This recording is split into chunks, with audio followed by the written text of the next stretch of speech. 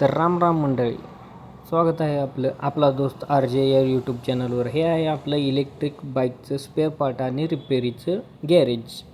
आता आपल्याला फोन आलेला आहे एका शोरूममधून. तर इलेक्ट्रिक बाईक रिपेरीसाठी आपण चाललेलो आहे.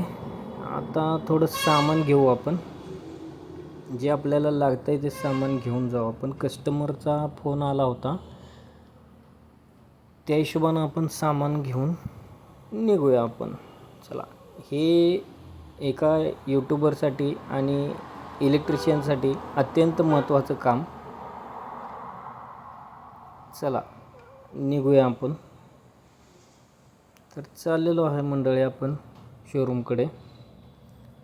बघत आहे मंडळी आज तुम्ही किती ट्रॅफिक आहे.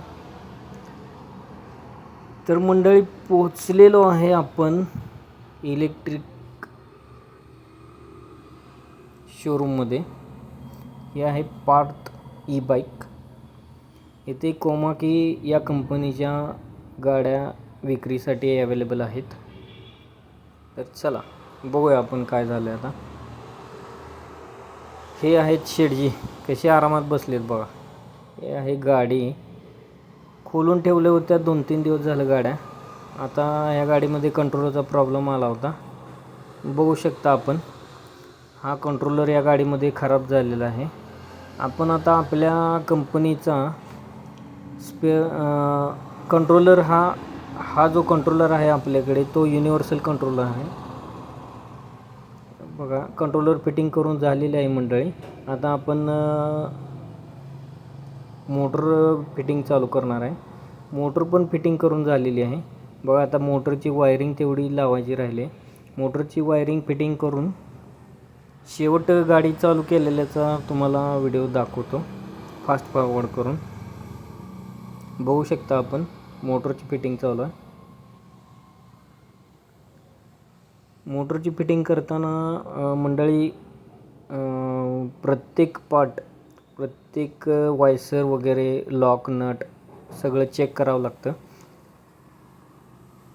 व्यवस्थित फिटिंग करून पाण्यानं आवळून आपण घेऊया.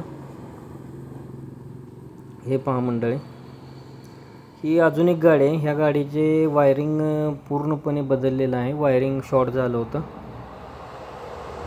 आता ही फिटिंग चालू आहे मोटरची. आणि हा दुसऱ्या गाडीमध्ये एक प्रॉब्लेम आलेला आहे, तो आपण दाखवतो.